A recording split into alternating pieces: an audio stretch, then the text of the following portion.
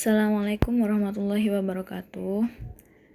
Saya Rosalyn Trisna Putri dari Prodi Pendidikan Islam Anak Usia Dini akan mempresentasikan mata kuliah Metodologi Penelitian Kualitatif dengan judul Paradigma Penelitian Kualitatif.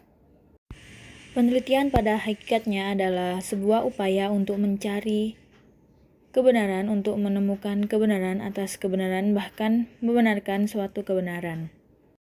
Yang pertama di sini ada pengertian paradigma dan penelitian kualitatif. Paradigma menurut para ahli.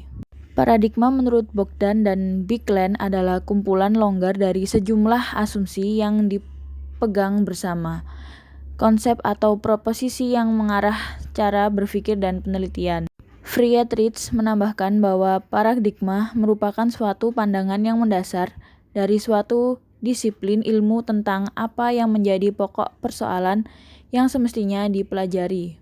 Jadi, paradigma dapat didefinisikan sebagai acuan yang menjadi dasar bagi setiap peneliti untuk mengungkapkan fakta-fakta melalui kegiatan penelitian yang dilakukannya. Pengertian penelitian kualitatif. Penelitian kualitatif merupakan suatu model penelitian yang bersifat humanistik, di mana manusia dalam penelitian ini ditempatkan sebagai subjek utama dalam suatu peristiwa sosial. Penelitian kualitatif pada dasarnya adalah satu kegiatan sistematis untuk menemukan suatu teori dalam sebuah realita sosial, bukan menguji teori atau hipotesis, sehingga secara epistemologis paradigma kualitatif senantiasa mengakui adanya fakta empiris di lapangan yang dijadikan sumber pengetahuan, akan tetapi teori yang ada tidak dijadikan sebagai tolak ukur verifikasi. Pendekatan dalam penelitian kualitatif. Terdapat beberapa pendekatan berdasarkan penelitian kualitatif, yaitu ada 3. Yang pertama, pendekatan fenomenologi, yang kedua, interaksi simbolik, dan yang ketiga, etnometodologi. Yang pertama, pendekatan fenomenologi. Menurut Bogdan dan Biklen, penelitian dengan pendekatan fenomenologis berusaha memahami makna dari suatu peristiwa dan bagaimana peristiwa tersebut pengaruhnya dengan manusia dalam kondisi dan situasi tertentu. Yang kedua, interaksi simbolik.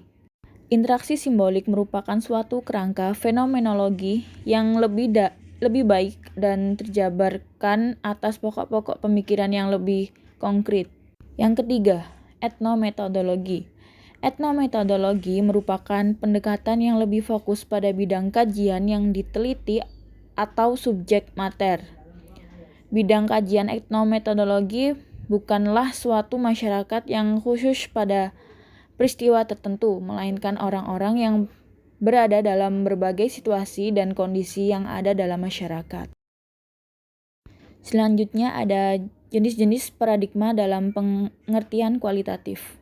Paradigma dalam penelitian kualitatif ada 3, yaitu yang pertama, positivisme, yang kedua, konstruktivisme, dan yang ketiga, teori kritis atau critical theory. Yang pertama yaitu positivisme. Paradigma positivisme lahir sebagai paradigma yang ingin memodifikasi kelemahan-kelemahan yang terdapat pada paradigma positivisme. Yang kedua yaitu konstruktivisme. Paradigma ini memandang bahwa kenyataan itu hasil konstruksi atau bentukan dari manusia itu sendiri. Kenyataan itu bersifat ganda, dapat dibentuk, dan merupakan satu keutuhan. Kenyataan ada sebagai hasil bentukan dari kemampuan berpikir seseorang. Yang ketiga, teori kritis atau critical theory. Teori kritis memandang bahwa kenyataan itu sangat berhubungan dengan pengamat yang tidak dapat dipisahkan satu sama lain, serta nilai-nilai yang dianut oleh pengamat tersebut turut mempengaruhi fakta dan kenyataan tersebut. Yang selanjutnya ada analisis dan pengambilan kesimpulan dalam paradigma kualitatif. Terdapat beberapa cara untuk mengambil kesimpulan berdasarkan paradigma penelitian kualitatif, yaitu ada dua. Yang pertama, indukasi analitis.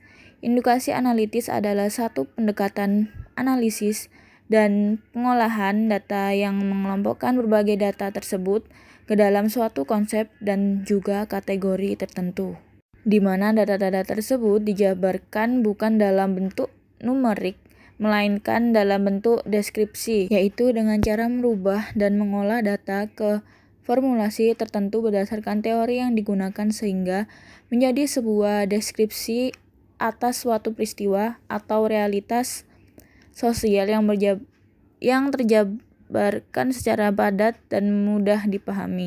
Yang kedua, ekstrapolasi.